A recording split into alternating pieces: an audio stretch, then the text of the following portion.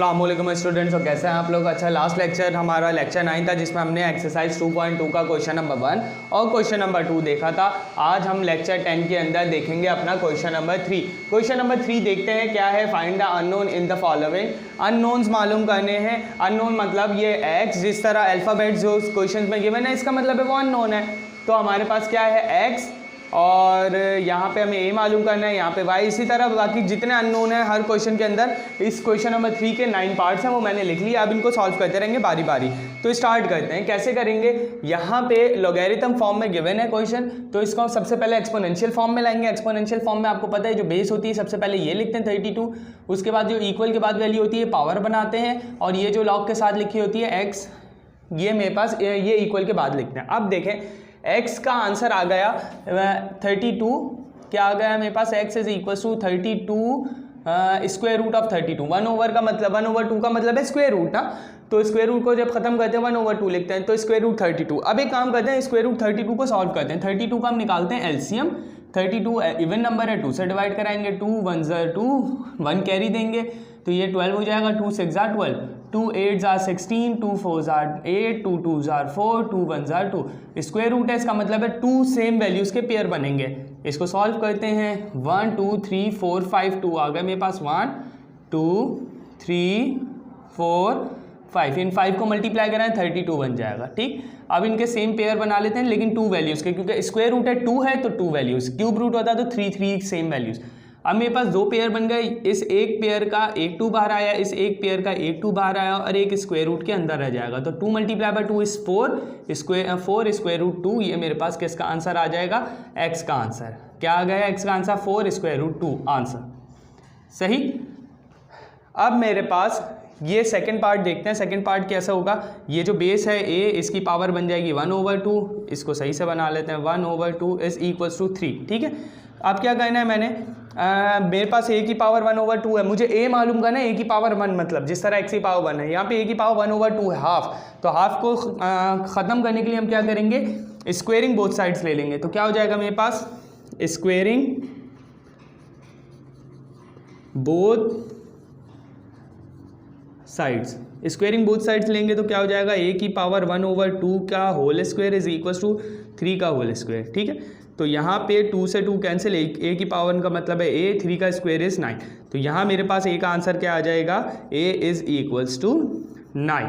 अब देखते हैं हम इसका क्वेश्चन नंबर 3 थर्ड पार्ट। ये क्या होगा मेरे पास, स्क्वायर रूट 5 की होल पावर वाई हो जाएगी। इक्वल के बाद वाली वैल्यू पावर बन जाती है, और लॉग के साथ वाली वैल्यू इक्वल के बाद चली जाती है। अब क्या करेंगे, यहाँ स्क्वायर रूट 5 का मतलब है 5 की पावर 1/2। ठीक है, या इसको ऐसे लिखें 5 की पावर 1/2 और होल ब्रैकेट लगा के power y is equals to 25 का यहाँ ले लें आप एलसीएम। तो 25 का एलसीएम क्या आएगा, 5 multiply by 5 is 25 and 5 multiply by 1 is 5। तो 2 5 आ रहा है, 5 मल्टीप्लाई बाय 5। आपको पता है बेसिस सेम पावर ऐड, तो इसकी पावर भी 1 है, इसकी पावर भी 1 है, तो ये हो जाएगा। अच्छा, पहले इसको कर लेते हैं। 1 multiply by y is y/2। ठीक, और यहाँ पे 1 + 1 इज 5 की पावर 2। देखें बेसिस सेम है तो ये हमारे पास होता है, बेसिस सेम होती है कैंसिल हो जाती हैं। बेसिस सेम कैंसिल हो गई तो सिर्फ मेरे पास क्या बचा, y/2 इज इक्वल टू 2। लेकिन बेसिस सेम होंगी तो कैंसिल तो हो जाएंगी, लेकिन इस तरह कैंसिल का साइन नहीं डालेंगे। ठीक है, इस तरह कैंसिल का साइन नहीं डालते, बस हमें पता है कैंसिल हो गई, कैंसिल हो गई। y का आंसर मालूम करना है, 2 डिवाइड है उधर चले जाएगा, ये हो जाएगा मेरे पास मल्टीप्लाई। तो ये मेरे पास y का आंसर आ जाएगा, यहाँ 2 था, ये नीचे वाला 2 इधर आके मल्टीप्लाई हो जाएगा। तो 2 multiply by 2 is y is equal to 4। ये मेरे पास आंसर आ गया y का 4।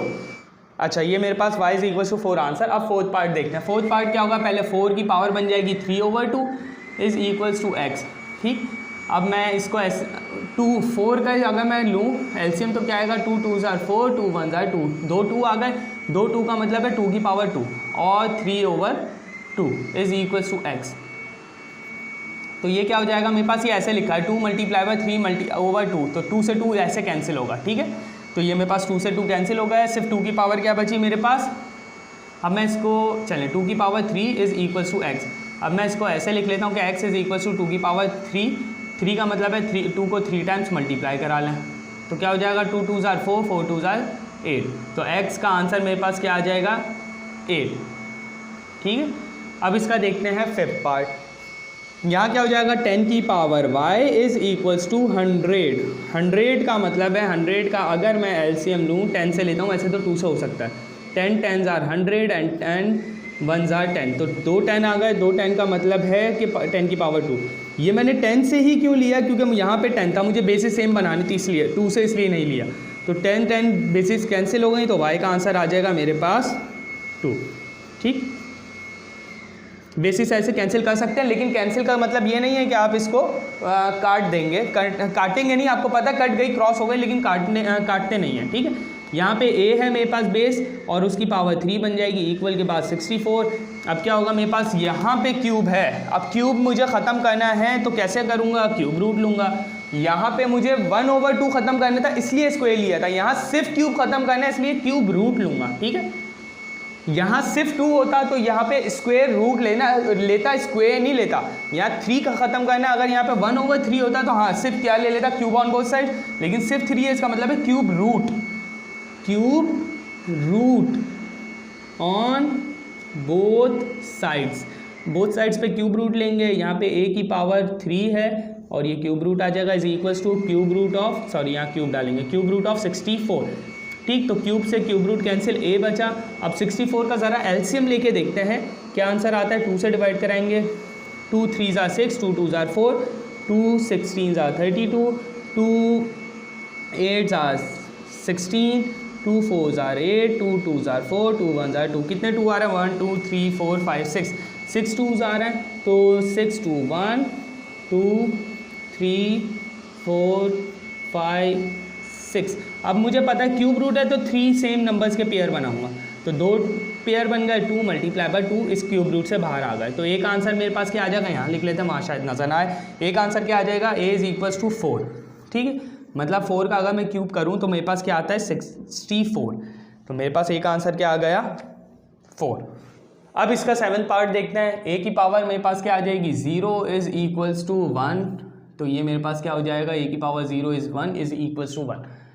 अच्छा, मेरे पास 7 का आंसर आया है, a की पावर 0 इज इक्वल्स टू 1, जबकि मैं क्या कह रहा था, a की पावर हर जो नंबर्स हैं अननोन उनकी पावर 1 होनी चाहिए, और 1 है नहीं लिखी हुई तो इसका मतलब 1 है, लेकिन यहाँ 0 आ रही है। अब क्या करें, 0 का मतलब है किसी भी चीज़ की पावर 0 हो वो 1 के बराबर होता है, तो इसका मतलब है ये 1 बन जाएगा, 1 इज इक्वल्स टू 1। तो हम ऐसा नहीं कर सकते, हम इस सवाल को फिर ऐसे ही रहने देंगे, यही आंसर लिख देंगे, क्योंकि हमें अननोन का आंसर मालूम करना था। a की पावर 0 आ रही है, अब क्या कर सकते हैं, क्योंकि 0 ख़त्म नहीं हो सकती ऐसा। अब 0 ऑन बोथ साइड्स तो नहीं कर सकते, ऐसा कुछ भी सॉल्यूशन नहीं है, तो सिर्फ इसको ऐसे ही रहने देंगे।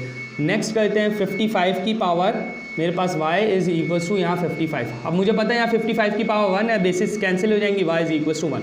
ठीक है, कुछ नहीं लिखा, इसका मतलब है 55 की पावर 1 है यह आंसर सही। अब हम देखते हैं इसका पार्ट 8। इसमें क्या होगा, 64 की होल पावर मेरे पास आ जाएगी x/2 इज इक्वल्स टू 8। 64 को मैं 8 का स्क्वायर बना सकता हूँ, बिल्कुल बना सकता हूँ। x/2 इज इक्वल्स टू 8 की पावर 1 है यहाँ पे, तो यहाँ 2 से 2 कैंसिल, सिर्फ 8 की पावर यहाँ x बची, यहाँ पे 8 की पावर 1, यहाँ इसलिए लिख रहा हूँ ताकि आपको पता रहे। यहाँ बेसिस कैंसिल की तो x का आंसर मेरे पास क्या आ गया 1।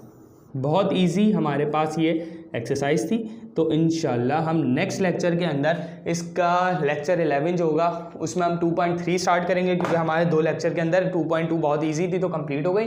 इंशाल्लाह नेक्स्ट लेक्चर के अंदर हम इसकी एक्सरसाइज 2.3 स्टार्ट करेंगे, वो हमारा होगा लेक्चर नंबर 11। तो आप लोग देखते रहिएगा। अगर आप लोगों को कोई इशू हो तो मुझसे बिल्कुल कमेंट बॉक्स में पूछ सकता है। बाकी ये बहुत इजी क्वेश्चन है। एक्सरसाइज 2.2 को तो आप 2.1 और 2.2 को तो आप सिर्फ और सिर्फ MCQs बेस ही समझिएगा। इसके लिए इस एक्सरसाइजेस को आप सेक्शन बी और सेक्शन सी जो आपका लॉन्ग पार्ट होता है उसके लिए तैयारी नहीं कीजिएगा, उसमें नहीं आएंगे ये सवाल, ये भी नहीं आएंगे ये क्वेश्चंस। आप बोलेंगे सर इनमें तो 1 2 3 4 5 स्टेप्स हैं, ये तो आने चाहिए, नहीं, ये बहुत इस छोटे से हैं। ये भी आपको किस में आएंगे, सेक्शन ए MCQs में। तो आप लोग इसकी MCQs के लिए तैयारी कीजिएगा। इंशाल्लाह नेक्स्ट लेक्चर 11 के अंदर हम 2.3 स्टार्ट करेंगे। जब तक के लिए अल्लाह हाफ़िज़।